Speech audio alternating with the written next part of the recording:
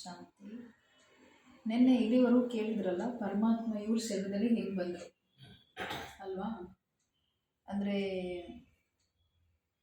ಅವರು ಸತ್ಯನಾರಾಯಣ ಪೂಜೆ ಮಾಡಿಸುವಾಗ ಅಚಾನಕ್ ರೂಮಲ್ಲಿ ಹೋಗಿರೋದು, ಮತ್ತು ಅಚಾನಕ್ ಯಶೋಧ ಅವ್ರ ಪತ್ನಿ ಹೇಳಿರೋದು ಒಂದ್ಸತಿ ನೋಡ್ಕೊಂಡು ಬರೋಕ್ಕೆ ಸೊಸೆಗೆ. ಆಗ ನೋಡಿರೋದು ಪೂರ್ತಿ ರೂಮು ಕೆಂಪು ಸ್ವರ್ಣಮಿಶ್ರಿತ ಪ್ರಕಾಶ ಹರಡ್ತಾ ಇದೆ ಅವ್ರ ರೂಮಲ್ಲಿ. ಅವ್ರ ಫುಲ್ ಹಣೆನೂ ಸಹ ಬೆಳಕಾಗಿದೆ, ಕೆಂಪು ಬೆಳಕಾಗಿದೆ ಅಂತೆ. ಆಮೇಲೆ ಶಿವೋಹಂ ಶಿವೋಹಂ ಶಾಂತ ಸ್ವರೂಪಂ, ಶಿವೋಹಂ ಶಿವೋಹಂ ಸುಖ ಸ್ವರೂಪಂ, ಶಿವೋಹಂ ಶಿವೋಹಂ ಜ್ಞಾನ ಸ್ವರೂಪಂ ಅಂತ ಆಗಿರೋದು. ಮತ್ತೆ ಆಮೇಲೆ ಹೇಳಿರೋದು ನೆಕ್ಸ್ಟು ಅದೇ ಥರ ಅವರು ಧ್ಯಾನ ಮಾಡೋಕ್ಕೆ ಸ್ಟಾರ್ಟ್ ಮಾಡೋದು. ರಾತ್ರಿ 11 ಗಂಟೆ 12 ಗಂಟೆವರೆಗೂ ಪರಮಾತ್ಮ ಬಂದು ಹೋಗುವಾಗ ನೆಮ್ಮದಿ ಹೆಂಗೆ ಫೀಲ್ ಆಯ್ತಲ್ಲ, ಸೇಮ್ ಅದೇ ಥರ ನೆಮ್ಮದಿ ಧ್ಯಾನ ಮಾಡ್ತಾ ಫೀಲ್ ಮಾಡೋಕ್ಕೆ ಸ್ಟಾರ್ಟ್ ಮಾಡಿದ್ರು. ಮತ್ತು ನೆಕ್ಸ್ಟ್ ಅವರಿಗೆ ವಿನಾಶದ ಸಾಕ್ಷಾತ್ಕಾರ ಆಯಿತು. ಒಂದ್ಸತಿ ಎಲ್ಲ ಕೆಲಸ ಕಾರ್ಯ ಮುಗಿಸಿದ ಮೇಲೆ ಒಂದ್ಸತಿ ಒಂದು ತೋಟದಲ್ಲಿ ಕೂತಿದ್ರು ಧ್ಯಾನ ಮಾಡಿಕೊಂಡು. ಆಗ ಅವ್ರಿಗೆ ಇಡೀ ಪ್ರಪಂಚ ಅಲ್ಲೋಲ್ ಕಲ್ಲೋಲ್ ಆಗ್ತಾ ಇದೆ, ವಿನಾಶ ಆಗ್ತಾ ಇದೆ, ಅದು ಹೇಳಿರ್ತಾ. ಆಮೇಲೆ ಹೇಗೆ ರೀತಿ ಈಗ ನಡೀತಾ ಇರೋದು ಈ ಪ್ರಪಂಚದಲ್ಲಿ ವಿನಾಶದ ದೃಶ್ಯಗಳು ದಾದಾ ಲೇಖರಾಜ್ಗೆ ಆಗಲೇ ಅವ್ರಿಗೆ ಕಂಡು ಬಂದಿತ್ತು, ಸಾಕ್ಷಾತ್ಕಾರ ಆಗಿತ್ತು. ಮತ್ತೆ ದಾದಾ ಲೇಖರಾಜ್ ಕಿತ್ತಾಡೋಕ್ಕೆ ಸ್ಟಾರ್ಟ್ ಮಾಡಿದ್ರು. ಸಾಕು, ನನ್ನ ಸ್ಥಳೀಯಕ್ಕಾಗಲ್ಲ, ನಾನು ಅದು ಫೀಲ್ ಮಾಡೋಕ್ಕಾಗಲ್ಲ, ನನಗೆ ಸಹನೆ ಆಗ್ತಾ ಇಲ್ಲ ಅಂತ ಹೇಳಿ. ಮತ್ತೆ ಇನ್ನೊಂದು ದೃಶ್ಯ ನೋಡಿದ್ರು, ಏನಂದ್ರೆ ಇಡೀ ಪ್ರಪಂಚ ಹಚ್ಚ ಹಸಿರಾಗಿದೆ, ಆಕಾಶದಿಂದ ತುಂಬ ನಕ್ಷತ್ರಗಳು ಈ ಭೂಮಿಗೆ ಬರ್ತಿದೆ. ಭೂಮಿಗೆ ಮುಟ್ಟ ತಕ್ಷಣ ಒಂದು ದೇವತೆ ಒಂದು ದೇವಿ, ಒಂದು ದೇವತೆ ಒಂದು ದೇವಿ ಆಗ್ತಿದೆ. ಮತ್ತೆ ಪರಮಾತ್ಮ ಏನು ಹೇಳಿದ್ರೆ, ನೀವು ಇಂಥ ಪ್ರಪಂಚ ಮಾಡಬೇಕು. ಆಗ ದಾದಾ ಲೇಖರಾಜ್ ಏನು ಹೇಳಿದ್ರು, ಈ ಪ್ರಪಂಚ ನಾನು ಹೆಂಗೆ ಮಾಡೋಕ್ಕಾಗುತ್ತೆ, ಒಂದು ಸಾಧಾರಣ ಮನುಷ್ಯ ಅಲ್ವಾ. ಆಗ ಪರಮಾತ್ಮ ಫಸ್ಟ್ ಅವ್ರಿಗೆ ವ್ಯಾಪಾರ ಬಿಡಕ್ಕೆ ಹೇಳಿದ್ರು. ಆಗ ಅವ್ರಿಗೆ ವ್ಯಾಪಾರ ಸರಿ ಆಯಿತು ಅಂತ ಬಿಡಕ್ಕೆ ಹೇಳಿದ್ರು. ಅವ್ರ ಪಾರ್ಟ್ನರ್ ಹತ್ರ ಹೋದಾಗ ಪಾರ್ಟ್ನರು ಸಹ ತುಂಬ ಉಲ್ಟಾ ಸುಲ್ಟಾ ಹೇಳಿದ್ರು. ಆದ್ರೂ ಸಹ ಅವ್ರು ಏನು ಮಾಡಿದ್ದಾರೆ, ಇಲ್ಲ, ನನಗೆ ಈ ಕಲ್ಲುಗಳು, ಈ ವಜ್ರಗಳು ಕಲ್ಲು ಥರ ಕಾಣ್ತಾ ಇದೆ, ಪರಮಾತ್ಮ ನನಗೆ ಈ ವ್ಯಾಪಾರ ಬಿಡಕ್ಕೆ ಹೇಳಿದ್ರೆ ಇದೆಲ್ಲ ನಾಶ ಆಗುತ್ತೆ, ಈ ವ್ಯಾಪಾರ ಮಾಡ್ಕೊಂಡು ನಾನು ಏನು ಮಾಡಲಿ ಅಂತ ಅವರು ಶೇರ್ ಕೇಳಿದ್ರು. ಆಗ ಅವ್ರಿಗೆ ಕಾಲು ಭಾಗ ಶೇರ್ ಸಿಕ್ತು. ನೆಕ್ಸ್ಟ್ ಸತ್ಸಂಗ ಸ್ಟಾರ್ಟ್ ಮಾಡೋಕ್ಕೆ ಪರಮಾತ್ಮ ಹೇಳಿದ್ರು.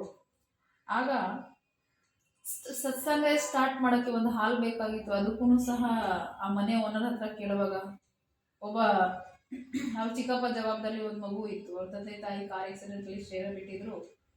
ಆಮೇಲೆ 20 ವರ್ಷ ಆಗೋರ್ಗೂ ಫ್ರೀ ಆಗೇನೆ ಬಳಸ್ಕೊಳ್ಳಿ ಅಂತ ದಾದಾ ಲೇಖರಾಜ್ಗೆ ಹೇಳಿದ್ರು. ಪರಮಾತ್ಮ ಫ್ರೀಯಾಗಿ ಬಳಸ್ಕೋಬಾರ್ದು, ಯಾಕೆಂದ್ರೆ ಫ್ರೀಯಾಗಿ ನೀವು ತಗೊಂಡ್ರೆ ಯಾರಾದರೂ ಇನ್ನೊಬ್ರು ಕಿವಿಗೆ ಮಾತು ಹಾಕಕ್ಕೆ ಸ್ಟಾರ್ಟ್ ಮಾಡ್ತಾರೆ, ಇರೋದನ್ನು ಸಹ ನಿಮ್ಮ ಕೈಗೆ ಸಿಕ್ಕಲ್ಲ, ಮತ್ತೆ ವಾಪಸ್ ಇಸ್ಕೊಂಡ್ಬಿಡ್ತಾರೆ. ಆಗ ಲೀಸಲ್ಲಿ ತಗೊಳ್ಳಿ ಅಂತ ಪರಮಾತ್ಮನ ಹೇಳಿದ್ರು. ಲೀಸ್ಗೆ ತಗೊಂಡ್ಮೇಲೆ ಪೇಂಟ್ ಸ್ಟಾರ್ಟ್ ಆದ್ಮೇಲೆ ಈಗ ಎಲ್ಲ ಆಯ್ತು, ಈಗ ಸತ್ಸಂಗ ರೆಡಿ ಮಾಡಬೇಕು. ಆ ಟೈಮಲ್ಲಿ ಒಂದು ಪವಾಡ ನಡೆದಿರೋದು ಅಂತ ಹೇಳಿದ್ದೆ ನನಗೆ. ಏನಂದ್ರೆ ಆ ಟೈಮಲ್ಲಿ ಈಗ ಸತ್ಸಂಗ ಸ್ಟಾರ್ಟ್ ಮಾಡ್ಬೇಕಂದ್ರೆ ಪೇಪರು, ಮೀಡಿಯಾ, ಪಾಂಪ್ಲೆಟ್ಸು, ಇಲ್ಲಾಂದ್ರೆ ಯಾವ್ದಾದ್ರು ಅನೌನ್ಸ್ಮೆಂಟ್ ಮೂಲಕನೇ ನಾವು ಏನ್ ಮಾಡ್ತೀವಿ, ಪ್ರಚಾರ ಮಾಡ್ತಿರಲ್ಲ, ಜನರಿಗೆ ಗೊತ್ತಾಗ್ಬೇಕಲ್ಲ ಸತ್ಸಂಗ ನಡೀತಾ ಇದೆ ಅಂತೇಳಿ. ಆ ಟೈಮಲ್ಲಿ ಪರಮಾತ್ಮ ಏನು ಮಾಡಕ್ ಹೇಳಿಲ್ಲ. ಏನ್ ಹೇಳಿದ್ರು, ಎಲ್ಲಿ ಸತ್ಸಂಗ ನಡೀತಾ ಇದೆ ಅಲ್ಲಿ ಹೋಗಿ ಮನೆ ಮುಂದೆ ಕೂತ್ಕೊಳ್ರಿ ಅಂತ ಹೇಳಿದ್ರು. ಮತ್ತೆ ನೆಕ್ಸ್ಟ್ ಪವಾಡ ಏನ್ ನಡೆದೈತೆ ಅಂದ್ರೆ, ಮನೆ ಮುಂದೆ ಹೋಗಿ ಕೂತ್ಕೊಂಡಿದ್ದಾರೆ. ನಾಳೆ ಬೆಳಿಗ್ಗೆ, ನೆಕ್ಸ್ಟ್ ದಿನ ಬೆಳಿಗ್ಗೆ ಹೋಗಿ ಕೂತ್ಕೊಂಡಿದ್ದಾರೆ.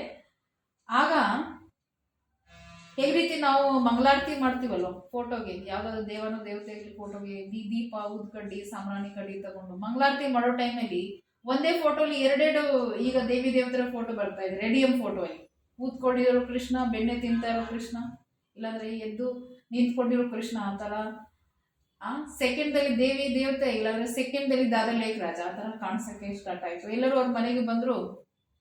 ಬರುವಾಗ ಅವ್ರು ಏನ್ ನೋಡಿದ್ದಾರೆ,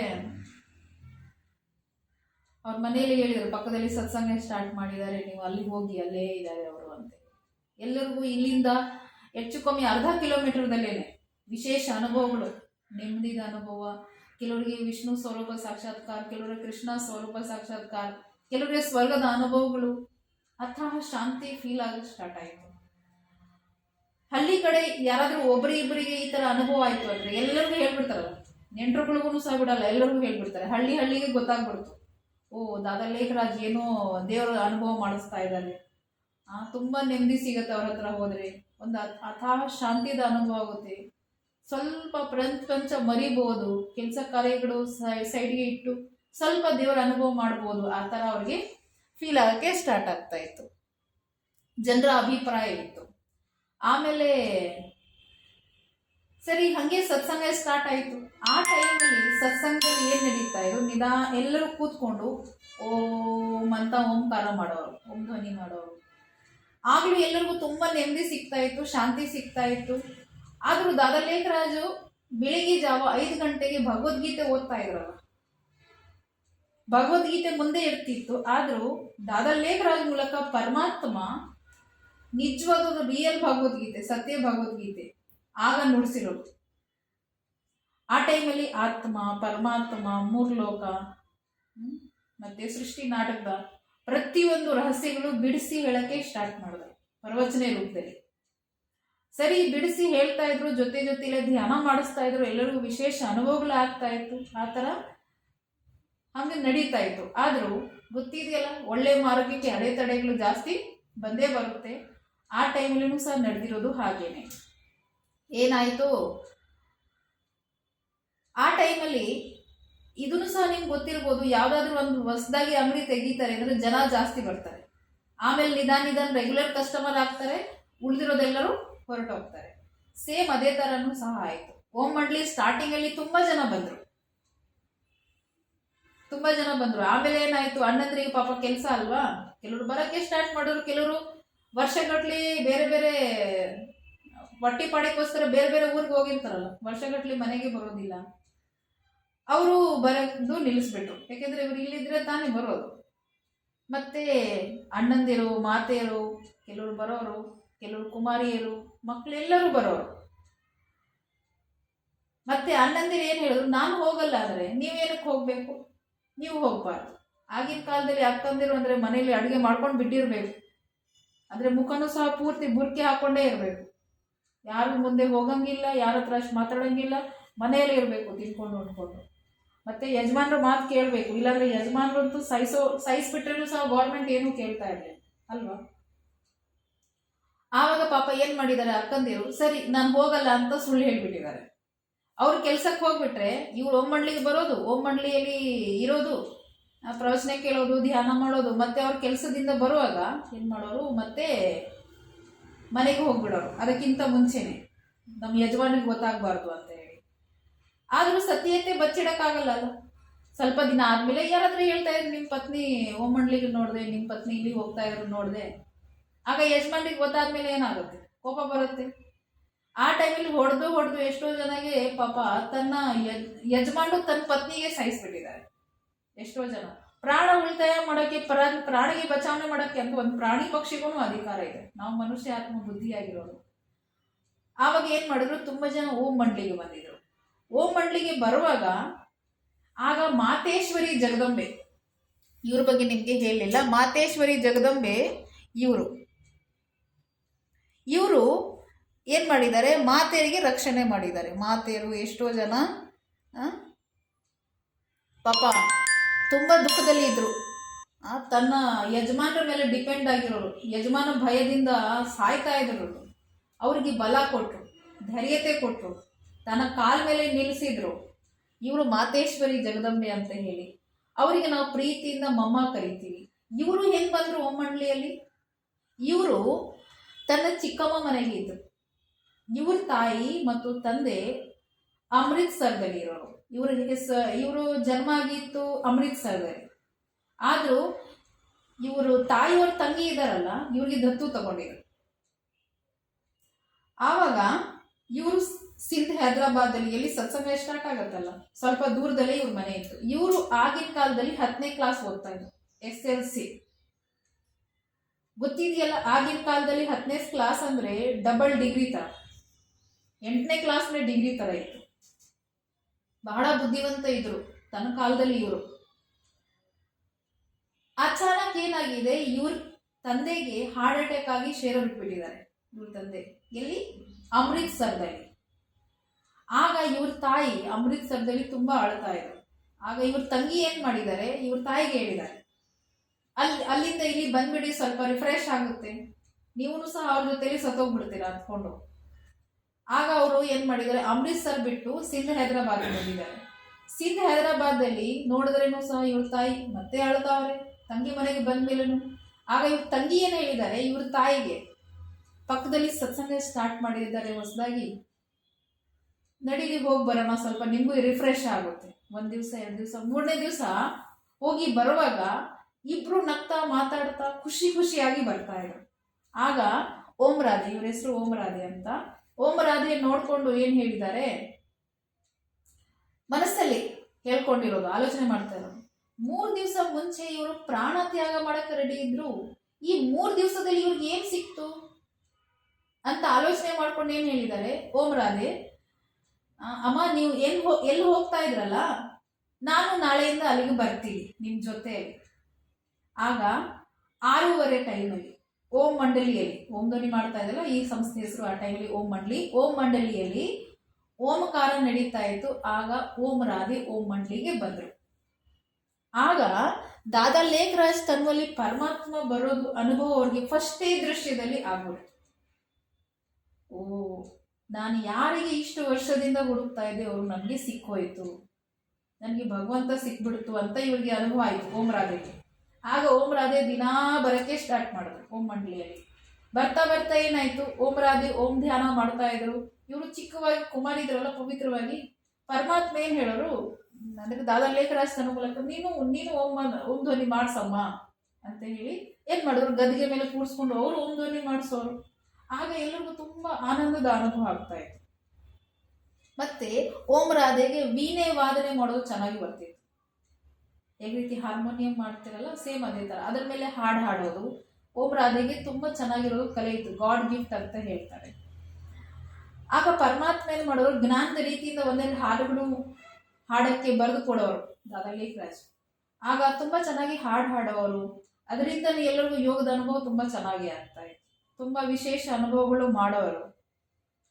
ಮತ್ತೆ ಓಂ ರಾಧೆದಿಂದ ಮಾತೇಶ್ವರಿ ಜಗದಂಬೆ ಹೆಂಗಾಗ್ಬಿಟ್ರು ಅಂದ್ರೆ, ಇವರು ಯಾವಾಗ ಓಂ ಧ್ವನಿ ಮಾಡಿಸ್ತಾ ಇದ್ರು, ಇಲ್ಲಾಂದ್ರೆ ಯಾವ್ದಾದ್ರು ಒಂದು ಹಾಡುಗಳಿಂದ ಹಾಡು ಹಾಡುವಾಗ, ಇಲ್ಲಾಂದ್ರೆ ನಾರ್ಮಲಿ ಪರಮಾತ್ಮ ಇವ್ರ ಶರೀರಿಗೆ ಬಂದು ದಾದಾ ಲೇಖರಾಜ್ ತನುವಲ್ಲಿ ಬಂದು ಪ್ರವಚನೆ ನುಡ್ಸೋವಾಗ, ಮಹಾವಾಕ್ಯ ಹೇಳುವಾಗ, ಆ ಮಹಾವಾಕ್ಯಗೆ ಹೇಗೆ ಅವ್ರು ರಿಕಾರ್ಡ್ ಮಾಡ್ಕೊಳ್ಳೋರಂದ್ರೆ ಅಷ್ಟು ಕಾಪಿ ಈ ಪ್ರಪಂಚದಲ್ಲಿ ಯಾರು ಮಾಡೋಕ್ಕಾಗಲ್ಲ ನನ್ಗನ್ಸುತ್ತೆ.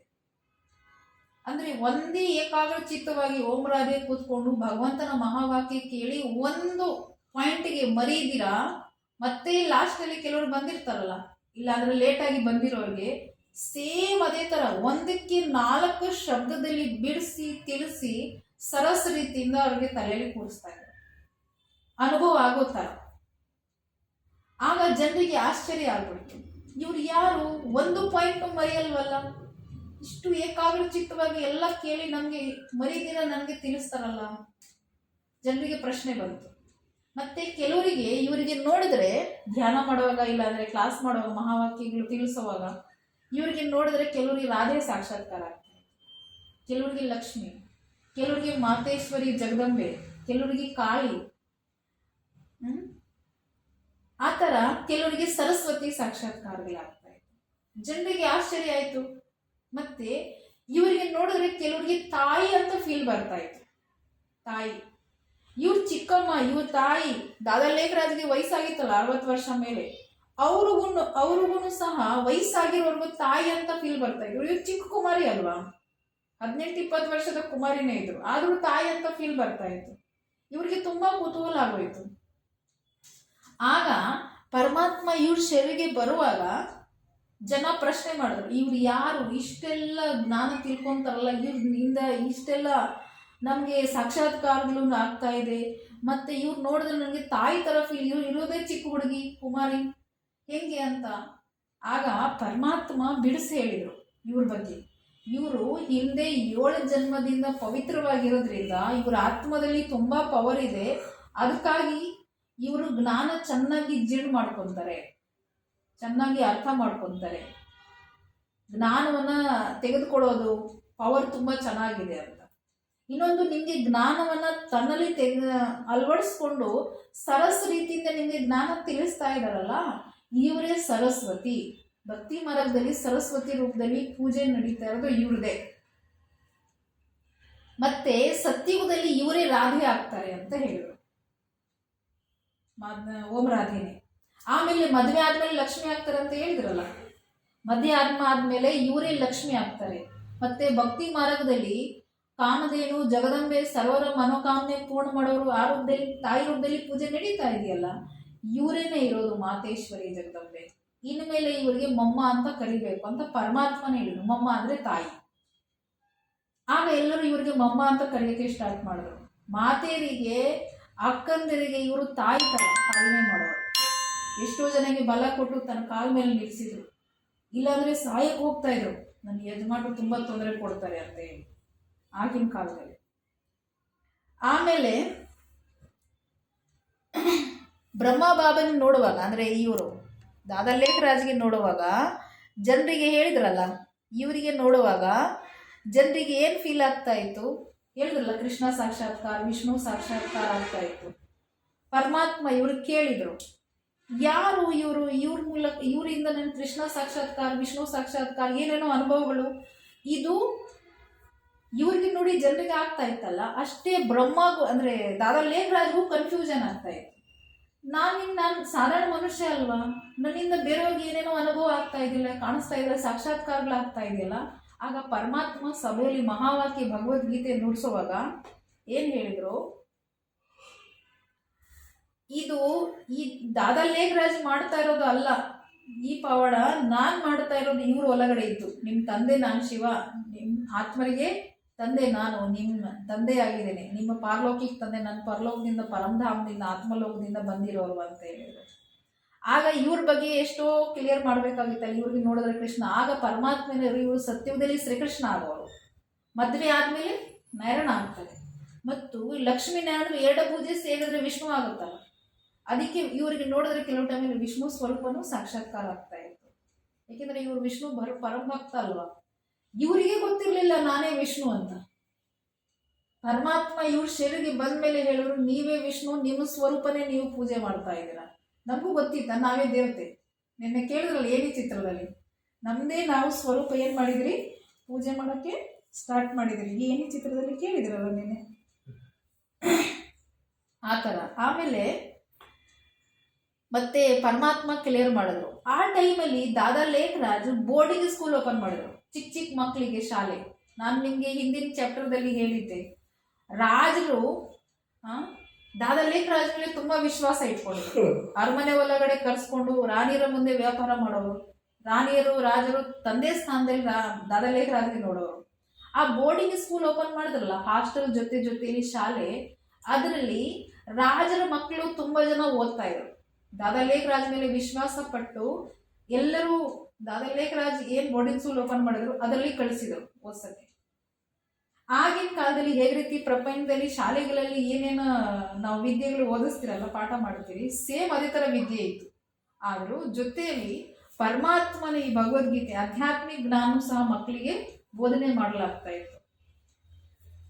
ಆವಾಗ ಏನ್ ಮಾಡಿದ್ದಾರೆ ಇವರು, ಅಂದ್ರೆ ಇವ್ರು ಇದ್ದಾರಲ್ಲ, ಇವರು 7 ವರ್ಷ 8 ವರ್ಷದ ಕುಮಾರಿಯಾಗಿದ್ರು. ಅಚಾನಕ್ ಧ್ಯಾನದಲ್ಲಿ ಹೊರಟೋಗಿದ್ದಾರೆ. ಅವರ ಹೆಸರು ದಾದಿ ಗುಲ್ಜಾರ್ ಅಂತ. ಈಗ ಪರಮಾತ್ಮ ಅವರ ಹೆಸರು ಇಟ್ಟಿದ್ದಾರೆ ಗುಲ್ಜಾರ್, ಹೃದಯ ಮೋಹಿನಿ ಹೆಸರು. ಅವರು 7-8 ವರ್ಷದ ಕುಮಾರಿ ಇದ್ದಾಗ ಧ್ಯಾನದಲ್ಲಿ ಹೊರಟೋಗಿದ್ದಾರೆ. ಧ್ಯಾನದಲ್ಲಿ ಎಲ್ಲಿ ಹೋಗಿದ್ದಾರೆ, ಸೂಕ್ಷ್ಮ ಲೋಕದಲ್ಲಿ. ಸೂಕ್ಷ್ಮ ಲೋಕದಲ್ಲಿ ಹೋಗಿ ಅವರು ಒಂದು ವಿಚಿತ್ರ ದೃಶ್ಯ ನೋಡಿದ್ದಾರೆ. ಈ ದಾದಾ ಲೇಖರಾಜ್ ಹೇಗಿದ್ದಲ್ಲ, ಮೂಳಿ ಮಾಂಸದ ಶರೀರ, ನಮ್ದು ಹೆಂಗ್ ಶರೀರ ಇದೆ ಹಾಗೆ, ಅದೇ ತರ ಸೂಕ್ಷ್ಮ ಲೋಕದಲ್ಲಿ ಸೂಕ್ಷ್ಮ ಶರೀರ ನೋಡಿದ್ದಾರೆ. ಆ ಸೂಕ್ಷ್ಮ ಶರೀರ ನೋಡಿ ಬಹಳ ಖುಷಿ ಆಗ್ಬಿಡ್ತು ಹೃದಯ ಮೋಹಿನಿ ದಾದಿಯವ್ರಿಗೆ, ಚಿಕ್ಕ ಕುಮಾರಿ ಇದ್ದಾಗ. ಆಗ ಏನ್ ಮಾಡಿದ್ದಾರೆ, ಅವ್ರು ಧ್ಯಾನದಿಂದ ಬಂದು ದಾದಾ ಲೇಖರಾಜ್ಗೆ ಬರೋಕೆ ಹೇಳಿದ್ದಾರೆ. ಬಂದು ಹೇಳಿದ್ದಾರೆ, ಏನೋ ಅಂದ್ರೆ ಅಲೌಕಿಕ ತಂದೆ ಅಲ್ವಾ, ಆ ಟೈಮಲ್ಲಿ ಪ್ರೀತಿಯಿಂದ ಬಾಬಾ ಅಂತ ಕರೆಯೋರು. ಬಾಬಾ, ನಾನು ನಿಮ್ಗೆ ಮೇಲೆ ನೋಡಿದ್ದೀನಿ, ಅದು ತುಂಬಾ ಸುಂದರವಾದದ್ದು ಇತ್ತು ದೃಶ್ಯ, ತುಂಬಾ ಆಕರ್ಷಣೆ ಇತ್ತು, ಪ್ರಕಾಶದ ಶರೀರ ಇತ್ತು, ತುಂಬಾ ಬೆಳಗ್ತಾ ಇತ್ತು ಮುಖ ಅಂತ ಹೇಳಿದ್ರು. ಆಗ ದಾದಾ ಲೇಖರಾಜ್ಗೆ ಇನ್ನೊಂದು ಕುತೂಹಲ ಬಂದ್ಬಿಡ್ತು, ಅದು ಏನು ಹೊಸ ದೃಶ್ಯ, ಇನ್ನೊಂದ್ಸತಿ ಹೋಗಿ ಬಾ ಮಗಳೇ, ನೋಡ್ಕೊಂಬಾ ಇನ್ನೊಂದ್ಸತಿ ಅಂತ ಹೇಳಿದ್ರು. ಇನ್ನೊಂದ್ಸತಿ ಅವ್ರು ಧ್ಯಾನಿಗೆ ನೋಡ್ಕೊಂಡು ಬರುವಾಗ ಅವ್ರು ಏನು ನೋಡಿದ್ದಾರೆ, ಸೇಮ್ ಅದೇ ದೃಶ್ಯ ನೋಡಿದ್ದಾರೆ. ಮತ್ತೆ ಪರಮಾತ್ಮ ಇವ್ರ ಶರೀರಿಗೆ ಬರುವಾಗ ಪರಮಾತ್ಮನ ಹತ್ರ ಕೇಳಿದ್ದಾರೆ, ಇವ್ರು ಯಾರು? ಆ 7 ವರ್ಷದ ಕುಮಾರಿ ಇದಾರಲ್ಲ ಅವರೇ ಕೇಳಿದರೆ, ಮತ್ತು ಇರೋರು ಸಭೆಯಲ್ಲಿ ಈ ಥರ ಈ ದೃಶ್ಯ ನೋಡಿ ಇದು ಏನು ಅಂತ.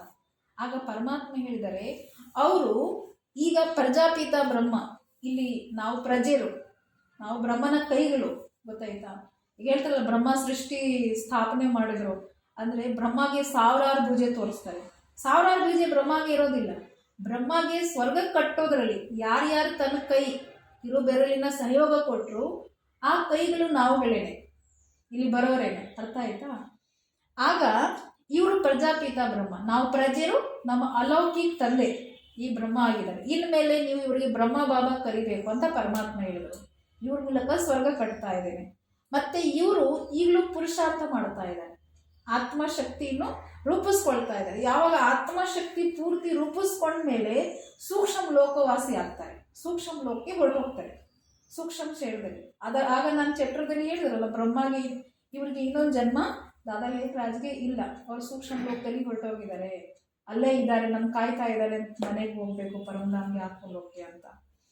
ಅದಕ್ಕೆ ಇವರಿಗೆ ಬ್ರಹ್ಮ ಬಾಬಾ ಕರಿಬೇಕು. ಅವರು ಅವ್ಯಕ್ತ ಬ್ರಹ್ಮ, ಸೂಕ್ಷ್ಮ ಲೋಕದಲ್ಲಿರೋರು. ಇವರು ಸಾಕಾರಿ ಪ್ರಜಾಪಿತ ಬ್ರಹ್ಮ, ವ್ಯಕ್ತದಲ್ಲಿ ಇರೋರು. ಆ ಟೈಮಲ್ಲಿ ಪರಮಾತ್ಮ ಹೇಳೋರು ಇವರಿಗೆ ಬ್ರಹ್ಮ ಬಾಬಾ ಕರಿಬೇಕು, ನಾವು ಪ್ರೀತಿಯಿಂದ ಇವರಿಗೆ ಬ್ರಹ್ಮ ಬಾಬಾ ಕರಿತೀವಿ. ಇವರು ನಮ್ಮ ಅಲೌಕಿಕ ತಂದೆ. ಶಿವ ಅಂದರೆ ಪಾರಲೌಕಿಕ ತಂದೆ, ಪರಲೋಕದಲ್ಲಿ ಇರೋರು. ಮತ್ತು ಈ ಶರೀರ ಜನ್ಮ ಕೊಟ್ಟಿರೋರು ಲೌಕಿಕ ತಂದೆ, ಈ ಲೋಕದಲ್ಲಿ ಇರೋರಲ್ವಾ, ಅದಕ್ಕೆ. ಆಮೇಲೆ ಏನಾಯಿತು, ನಾನು ನಿಮಗೆ ಹೇಳಿದೆ, ಹೊಸ ಮಾರ್ಗಕ್ಕೆ ಅಡೆತಡೆಗಳು ಜಾಸ್ತಿ. ಈಗ ನೆಕ್ಸ್ಟ್ ಅಡೆತಡೆಗಳು ಬರುವಾಗ ಪವಾಡಗಳನ್ನು ನಡೆದಿರೋದು. ಏನು ಅಡೆತಡೆ ಬಂತು ಅಂದರೆ, ಫಸ್ಟು ಆಗ ಪಾಪ ಎಷ್ಟೋ ಜನ ಮಾತಿಗೆ ಬಲ ಕೊಟ್ರಲ್ಲ, ಮನೆಯಲ್ಲಿ ಇದ್ರೇನು ಸಹ ನೀವು ಧೈರ್ಯವಾಗಿ ನಿಂತ್ಕೋಬೇಕು ಅಂತೂ ಬಲ ಕೊಟ್ಟರು. ಜೊತೆಯಲ್ಲಿ ಎಷ್ಟೋ ಜನ ಬಂದ್ಬಿಟ್ರು, ಅವ್ರಿಗೆ ಆಶ್ರಯ ಕೊಟ್ಟರು, ರಕ್ಷಣೆ ಕೊಟ್ಟರು, ಆ ಥರ ಆಯಿತು. ಆಗ ನಾರ್ಮಲಿ ಅಣ್ಣಂದರಿಗೆ ಕೋಪ ಬರುತ್ತಲ್ಲ, ಆವಾಗ ಏನು ಮಾಡಿದ್ದಾರೆ, ಓಂ ಮಂಡಲಿಗೆ ಏನು ಕೊಡ್ಕೂಡ್ದು, ಓಂ ಮಂಡಲಿಗೆ ಏನು ಕೊಡಬಾರ್ದು, ರೇಷನು, ತರಕಾರಿ, ಧಾನ್ಯ, ಇಲ್ಲ ಅಂದರೆ ಧನ ಏನು ಕೊಡಬಾರ್ದು, ಹಣಕಾಸು. ಆದರೂ ನಡೀತಾ ಇತ್ತು. ಎಷ್ಟೋ ತಿಂಗಳುಗಳು, ವರ್ಷಗಟ್ಟಲೆಲ್ಲ ಕೊಟ್ಟಿಲ್ಲ, ಆದರೂ ನಡೀತಾ ಇತ್ತು. ಹೀಗೆ ದಾದಾ ಲೇಖರಾಜ್ ತನ್ನ ಜೀವನದಲ್ಲಿ ಸಂಪಾದನೆ ಮಾಡಿರುತ್ತಲ್ಲ ವಜ್ರವೈಡೂರದ ವ್ಯಾಪಾರದಲ್ಲಿ, ಅದರಿಂದ ನಡೀತಾ ಇತ್ತು. ನೋಡಿದ್ರಿ ಮಂಡಳಿ ಇಷ್ಟು ಚೆನ್ನಾಗಿ ನಡೀತಾ ಇದೆಯಲ್ಲ, ಜನ ನೋಡಿಕೊಂಡು ಮತ್ತೆ ಇನ್ನೊಂದು ಪ್ಲ್ಯಾನ್ ಮಾಡಿದ್ರು. ಏನಂದರೆ, ಓಂ ಮಂಡಳಿ ಹಾಗೂ ನಡೀತಾ ಇದೆ, ಏನನ್ನ ಬೇರೆ ಪ್ಲ್ಯಾನ್ ಮಾಡಬೇಕು. ಆಗ ಏನು ಮಾಡಿದ್ರು, ದಾದಾ ಲೇಖರಾಜ್ಗೆ ಸಹಿಸ್ಬಿಡೋಣ, ಈ ದಾದಾ ಲೇಖರಾಜ್ ಇದ್ರೆ ತಾನೆ.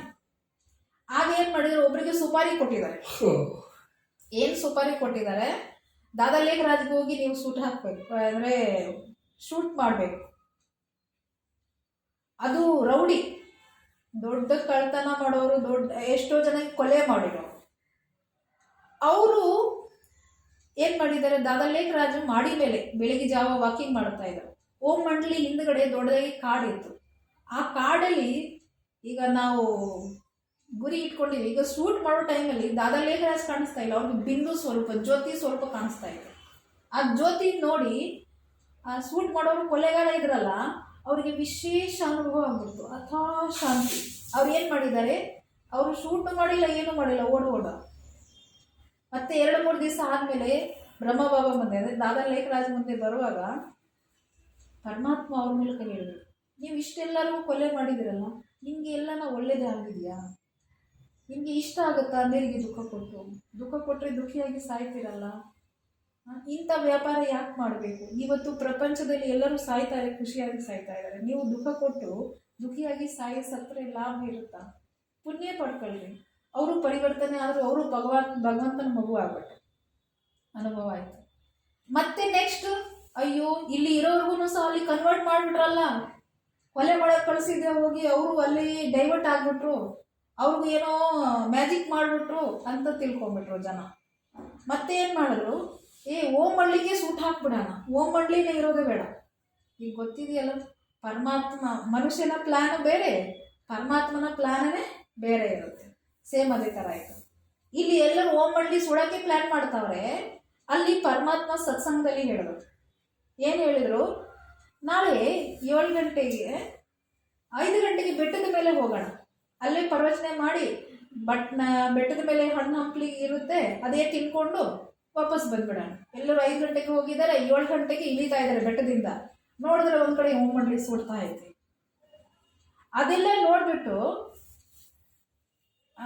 ಆಶ್ಚರ್ಯ ಆಯಿತು ಜನರಿಗೆ. ಏನು ಆಶ್ಚರ್ಯ ಆಯಿತು, ನೋಡಿದ್ರೆ ನಾವು ತಿಳ್ಕೊಂಡೆ ಓಮಂಡ್ಲಿ ಜೊತೆಲಿ ಇವರೆಲ್ಲರೂ ಸುಟ್ಟೋಗಿದ್ದಾರೆ ಅಂತ. ನೋಡಿದ್ರೆ ಇವರೆಲ್ಲರೂ ಬೆಟ್ಟದಿಂದ ಇಳಿತಾ ಇದ್ದಾರೆ. ಆಗ ಪರಮಾತ್ಮ ಏನು ಹೇಳಿದರು, ದಾದಾಲೇಖ ರಾಜ್ ಅಂದರೆ ಬ್ರಹ್ಮಗೆ ಗಂಭೀರವಾದ ವಿಷಯ ಅದು. ಇದಕ್ಕಿಂತ ದೊಡ್ಡ ದೊಡ್ಡ ಪರಿಸ್ಥಿತಿಗಳು ಬರೋದಿದೆ. ಈಗ ಏನು ಮಾಡಬೇಕು, ನಿಮ್ಮ ಹೆಸರಿಗೆ ಏನು ಇಟ್ಕೋಬೇಡ್ರಿ. ನಿಮ್ಮ ಹೆಸರಲ್ಲಿ ಏನೇ ಆಸ್ತಿ ಪಾಸ್ತಿಗಳಿದೆ ಅದೆಲ್ಲ ಈ ಕುಮಾರಿಗೆ ಒಂದು ಟ್ರಸ್ಟ್ ಮಾಡಿ ಬರ್ದ್ಬಿಡ್ರಿ. ಅದರಲ್ಲಿ ಮೊಮ್ಮ ಹೇಳಿದ್ರಲ್ಲ ಮಾತೇಶ್ವರಿ ಜಗದಂಬೆ, ಇವರು 9 ಕುಮಾರಿಯರ ಜೊತೆ, ಚಿಕ್ಕ ಚಿಕ್ಕ ಕುಮಾರಿಯರ ಜೊತೆಯಲ್ಲಿ ಇವರು ಮಾತೇಶ್ವರಿ ಜಗದಂಬೆ ಬ್ರಹ್ಮ ಕುಮಾರಿದು ಮೊದಲನೇ ಹೆಡ್ ಅಂತ ಹೆಸರಲ್ಲಿ 9 ಕುಮಾರಿ ಹಿಂದೆ.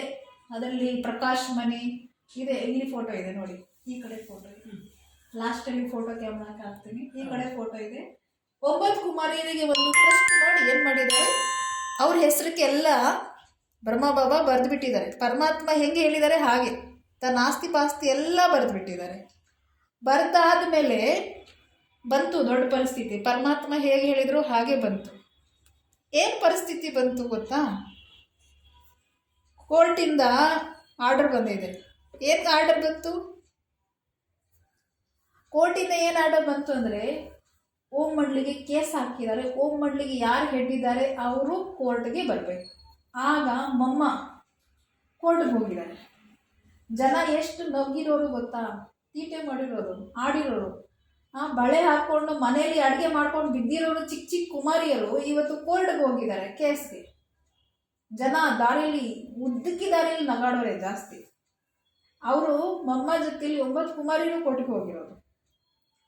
ಆವಾಗ ಕೋರ್ಟಲ್ಲಿ ಹೋದರೆ ಫಸ್ಟ್ ಹೇಳ್ತಾರಲ್ಲ ಭಗವದ್ಗೀತೆಯ ಮೇಲೆ ಕೈ ಇಟ್ಟು ಹೇಳಿ, ಏನು ಹೇಳ್ತಾ ಇದ್ದು ನಾನು ಸತ್ಯ ಹೇಳ್ತೀನಿ ಸುಳ್ಳು ಹೇಳಲ್ಲ ಅಂತ ಹೇಳಿ. ಆಗ ಭಗವದ್ಗೀತೆ ಮೇಲೆ ಕೈ ಇಟ್ಟು ಹೇಳುವಾಗ ಮೊಮ್ಮ ಭಗವದ್ಗೀತೆ ಮೇಲೆ ಕೈ ಇಟ್ಟು ಹೇಳಲಿಲ್ಲ.